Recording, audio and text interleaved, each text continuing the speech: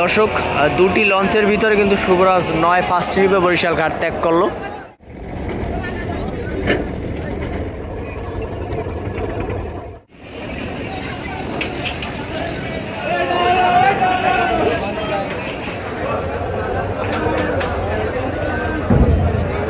আসসালামু আলাইকুম, স্বাগত জানাচ্ছি লঞ্চ অফ বরিশালের আরও একটি নতুন ভিডিওতে।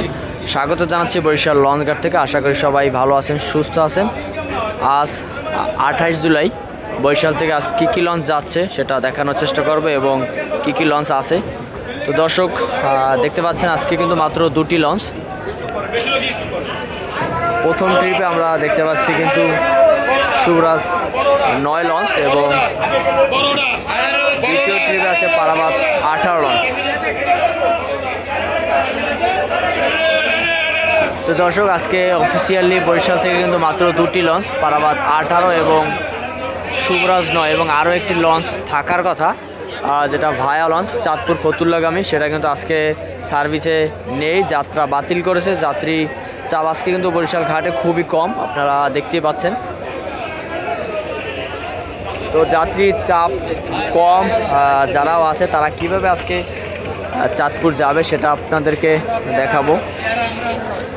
তো দেখতে পেলেন দুটি লঞ্চ কিন্তু আজকে বরিশাল থেকে ঢাকার উদ্দেশ্যে যাচ্ছে এবং আগামীকালকেও কিন্তু ঢাকা থেকে বরিশালের উদ্দেশ্যে যাত্রা করতেছে এম খান 7 এবং পারাবাত 12।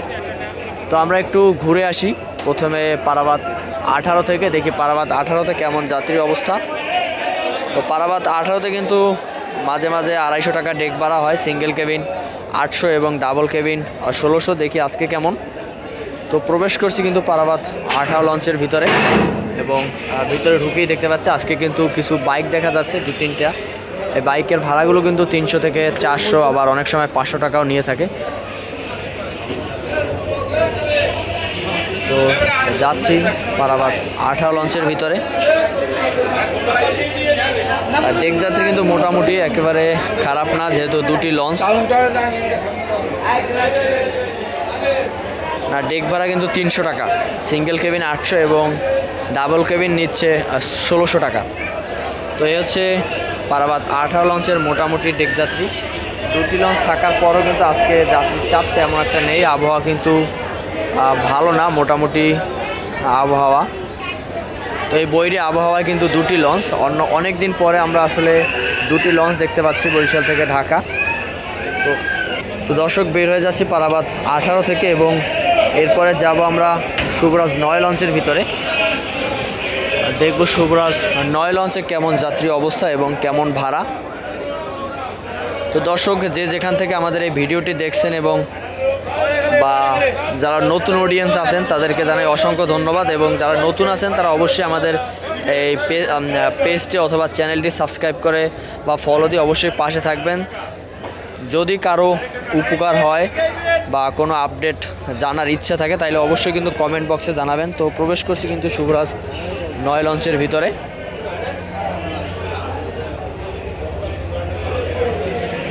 আজকে শুভরাজ 9 লঞ্চে কিন্তু কেবিন সম্পূর্ণ বুকিং হয়নি, কিছু কেবিন কিন্তু এখনও বাকি আছে। তো আমরা প্রথমে আমরা দেখব ডেক যাত্রী কেমন আসলে ডেক যাত্রী হয়েছে শুভরাজ 9 লঞ্চের ভিতরে। তো দেখতে পাচ্ছেন এখান থেকেই দেখা যাচ্ছে মোটামুটি ডেক যাত্রী তেমন একটা চাপ কিন্তু নেই। দর্শক শুভরাজ 9 লঞ্চের ডেক ভাড়া 300 টাকা, সিঙ্গেল কেবিন 1000 এবং ডাবল কেবিন 2000 টাকা করে নিচ্ছে। তো এটা হচ্ছে শুভরাজ 9 লঞ্চের একেবারে পিছন সাইড, পিছন পর্যন্ত মোটামুটি যাত্রী এবং জায়গা অনেকটাই ফাঁকা। অনেক দিনের তুলনায় আজকে যাত্রী চাপ কিন্তু অনেকটাই কম, কারণ আবহাওয়া তেমন একটা ভালো না, বৈরী আবহাওয়া চলতেছে। তো দর্শক দেখতে পেলেন আপনারা দুটি লঞ্চের ডেক যাত্রী। ও আরও একটি বিষয় ছিল যেটা চাঁদপুরের যাত্রীরা কীভাবে আজকে ঢাকা যাবে, সেটা হচ্ছে এই যে শুভরাজ 9 লঞ্চ যেটার ভিতরে আমি এখন অবস্থান করতেছি। এই শুভরাজ 9 লঞ্চে কিন্তু আজকে চাঁদপুর ফতুল্লার যাত্রীর অবস্থান করতেছে এবং বরিশাল থেকে চাঁদপুর ঘাট দিয়ে তারপর কিন্তু আজকে ঢাকা যাবে শুভরাজ 9 লঞ্চটি। তো আপনারা সাথে থাকুন এবং এরপরে দেখতে পাবেন দুটি লঞ্চের বরিশাল ঘাট ত্যাগ করার দৃশ্য। যাব একটু শুভরাজ 9 লঞ্চের 2 তলায়। তো তো 2 তলায় ওঠার জন্য কিন্তু এই যে ডিজাইনটা করা হয়েছে, সেই ডিজাইনটা কিন্তু অনেকটাই চমৎকার, বেশ ভালোই এবং মনোমুগ্ধকর। ইন্টেরিয়র ডিজাইনটা একেবারে চোখে লাগার মতো, বেশ চমৎকার লাইটিং।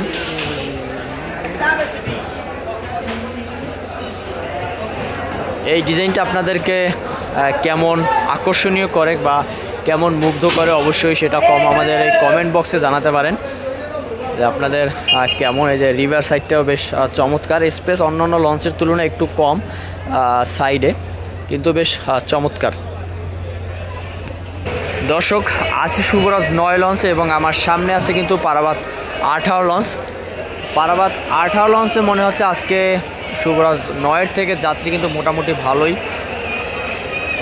দ্বিতীয় তলার ফ্রন্টে বেশ ভালোই কিন্তু যাত্রী দাঁড়িয়ে আছে, যেটা আমরা এই যে শুভরাজ 9 লঞ্চ কিন্তু একেবারেই ফাঁকা আমাদের এই সামনের ফ্রন্ট বা ইন্টেরিয়র। তো এই থেকে বোঝাই যাচ্ছে যে আজকে শুভরাজের থেকে কিন্তু পারাবাত 18 লঞ্চটি বেশ ভালো যাত্রী নিয়ে যাচ্ছে। আজকে একটু দেখবো শুভরাজ 9 লঞ্চের সোফা জোনটা, দেখি কেমন কেমন যাত্রী আছে এবং কি অবস্থা। তো প্রবেশ করলাম কিন্তু এই মুহূর্তে সোফা জোনের ভিতরে। আজকে মাত্র 300 টাকায় কিন্তু সোফা জোনের ভাড়া, যেহেতু যাত্রী চাপ কম এবং লঞ্চ কিন্তু মাত্র 2টি, সেজন্য সোফা জোনের ভাড়া নিচ্ছে কিন্তু মাত্র 300 টাকায়। 2টি লঞ্চের ভিতরে কিন্তু শুভরাজ 9 ফার্স্ট ট্রিপে বরিশাল ঘাট ত্যাগ করলো। বেশ ভালো গতিতেই দেখা যায় শুভরাজ যাচ্ছে আজকে।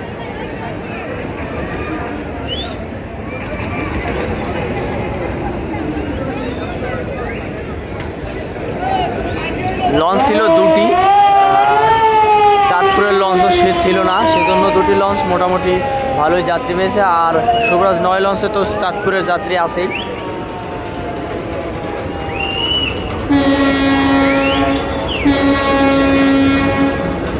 আগামীকালকে কিন্তু বরিশাল থেকে থাকবে এম খান 7 এবং পারাবাত 12, এবং ভায়া লঞ্চ হিসেবে হয়তো থাকবে সুন্দরবন 12 নয়তো ফারান 7। তো শুভরাজ 9 লঞ্চ কিন্তু বেশ খানিকটা দূরে চলে গেছে এই মুহূর্তে, ব্যাগারে বেশ ভালো গতিতেই কিন্তু তারা যাচ্ছে।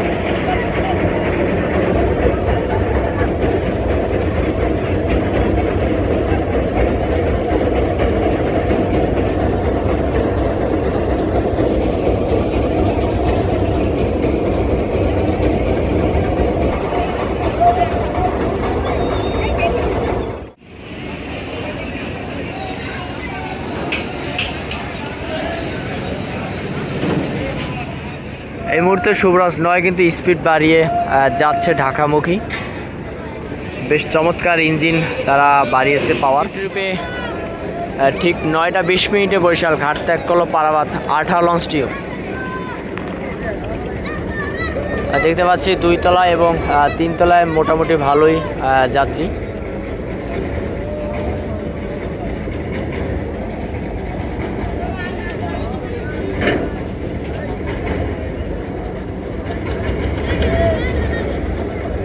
এবং লঞ্চটিকে ধরার জন্য কিন্তু কিছু যাত্রী এসেছে শেষ মুহূর্তে, যারা ট্রলার উঠেছে এবং পারাবাত 18 লঞ্চটিকে ধরবে। তো পারাবাত 18 লঞ্চটি কিন্তু একেবারে নদীর মাঝখানেই বলা যায়, স্পিড গতি কিন্তু বেশ ভালোই ব্যাক গিয়ারের।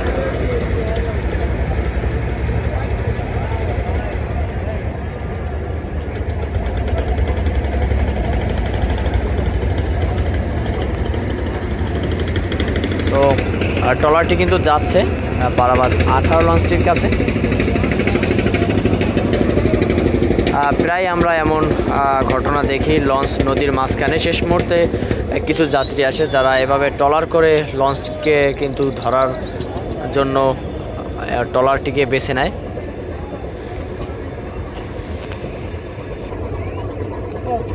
তো পারাবাত 18 কিন্তু ধীরে ধীরে ঘুরতেছে এবং ট্রলারটিও কিন্তু লঞ্চটির খুবই কাছে।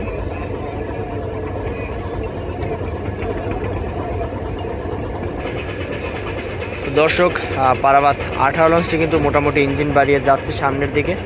তো বিদায় জানাচ্ছি আজকের মতো বরিশাল ঘাট থেকে পারাবাত 18 লঞ্চকে নিয়ে।